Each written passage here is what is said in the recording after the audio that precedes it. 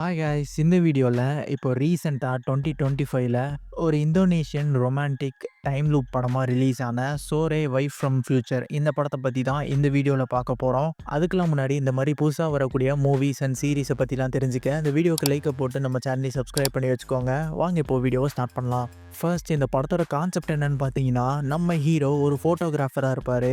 அவரோட வாழ்க்கை லட்சியமே என்னன்னு பார்த்தீங்கன்னா, அவர் எடுத்த மாஸ்டர் பீஸான ஃபோட்டோஸ் எல்லாத்தையுமே ஒரு மியூசியம் மாதிரி வைக்கணும் அப்படின்றது அவரோட கனவாகவே இருக்கும். ஆனால் இப்போ வரைக்குமே அவர் கனவு பலிக்கலைன்னு தான் சொல்லணும்.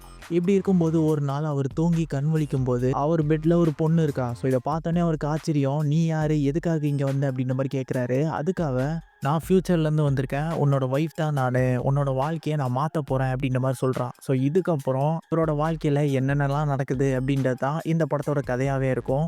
இது ஒரு டிஃப்ரெண்ட்டான டைம் லூப் மூவினே சொல்லலாம். நம்ம ஏகப்பட்ட டைம் லூப் மூவிஸை பார்த்துருப்போம். அதிலலாம் இல்லாதது இந்த படத்தில் என்ன இருக்குது அப்படின்றத நீங்கள் இந்த படத்தை பாருங்கள், உங்களுக்கே புரியும். எல்லா டைம் லூப் மூவிஸ்லையுமே மிஞ்சு போனால் ஒரு 10 இல்லை 15 வாட்டி தான் அந்த டைம் லூப்பை மறுபடியும் காமிச்சிருப்பாங்க. ஆனால் இந்த படத்தை பொறுத்த அளவுக்கு ஏகப்பட்ட தடவை காமிச்சிருக்காங்க. ஆனால் எங்கேயுமே போர் அடிக்காது. அந்த ஃபீல், அதாவது நம்ம அந்த டைம் லூப்புக்குள்ளே மாட்டிக்கிட்ட ஒரு ஃபீலை தான் நமக்கு கொடுக்கும். அந்த அளவுக்கு நம்ம ஹீரோயினோட பெர்ஃபார்மன்ஸும் சூப்பராகவே இருக்குன்னு சொல்லலாம். ஸோ அவங்க அப்படி நேச்சுரலாக கொடுத்துருப்பாங்க. ஸோ இதுவே இந்த படத்துடைய பெரிய பாசிட்டிவ் பாயிண்ட்டாக நான் சொல்லுவேன். அடுத்த பாசிட்டிவாக பட்டது, இவங்க சொல்ல வந்த அந்த கதையை கன்வே பண்ண விதம் தான். ஆல்ரெடி சொன்ன மாதிரி இதில் நடித்த நம்ம ஹீரோ ஹீரோயின் 2 பேருமே அவங்களோட பெர்ஃபார்மன்ஸ் மூலிமா நேச்சுரலாக அதை டெலிவர் பண்ணிட்டாங்க. அதனாலேயே இந்த ஸ்டோரி நம்மளோட ரொம்பவே நல்லா கனெக்ட் ஆகிடுதுன்னே சொல்லலாம். அண்ட் அடுத்த பாசிட்டிவாக பட்டது, இந்த மூவியில் அவங்க பண்ண சினிமாட்டோகிராஃபி ரொம்பவே சூப்பராகவும் நேச்சுரலாக அவங்க காமிச்ச விதம் எல்லாமே நல்லாவே இருந்தது. ஸோ இந்த வருஷத்தில் ரிலீஸ் ஆன one of the best movie அப்படின்னு இந்த படத்தை கண்டிப்பாக சொல்லலாம். இதெல்லாம் இருக்கட்டும், இந்த படத்தில் நெகட்டிவே இல்லையா அப்படின்னு கேட்டிங்கன்னா, அதை நெகட்டிவ்னு சொல்ல முடியாது. ஒவ்வொருத்தரோட பெர்செப்ஷனை பொறுத்து இருக்குது. உங்களுக்கு வேர்ல்டு சினிமா, ஸ்லோ பர்னிங் ட்ராமாலாம் பார்க்க பிடிக்கும்னா இந்த படம் கண்டிப்பாக உங்களுக்கு பிடிக்கும்.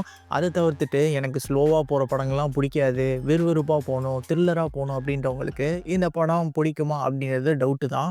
பட் நீங்கள் ஒரு மூவியை ரசித்து பார்க்குறீங்க அப்படின்னா இந்த படம் கண்டிப்பாக உங்களை சாட்டிஸ்ஃபை பண்ணும். அந்தளவுக்கு ஒரு சூப்பரான தரமான வாட்சாக இருக்கும். இந்த வீடியோவில் அவ்வளோவா நான் ஸ்பாய்லர் பண்ணவே இல்லை. நீங்கள் இந்த படத்தை பார்க்கும்போது உங்களுக்கு ரியலாக அதில் என்ன மாதிரி ஸ்டோரி சொல்கிறாங்க அப்படின்றது உங்களுக்கு கண்டிப்பாக சர்ப்ரைஸ் பண்ணும். ஸோ அதனால கண்டிப்பாக அதை போய் வாட்ச் பண்ணுங்கள். இந்த படம் வந்து தமிழ் டப்பிங்கில் கிடையாது. இது ஒரு இந்தோனேஷியன் ஃபிலிம் தான். பட் இங்கிலீஷில் அவைலபிளாக இருக்குது சப்டைட்டில்ஸோட. ஸோ அதை போய் வாட்ச் பண்ணி பாருங்கள். ஸோ நீங்கள் ஆல்ரெடி பார்த்துருந்தீங்க அப்படின்னா உங்களோட கருத்துக்களை வந்து கமெண்ட்டை சொல்லுங்கள். அண்ட் எத்தனை பேர் இந்த படத்தை பார்க்க போகிறீங்க அப்படின்றதையும் கமெண்ட் பண்ணிட்டு போங்க. நான் உங்களை அடுத்த ஒரு இன்ட்ரெஸ்டிங்கான வீடியோவில் வந்து சந்திக்கிறேன். Until then signing off.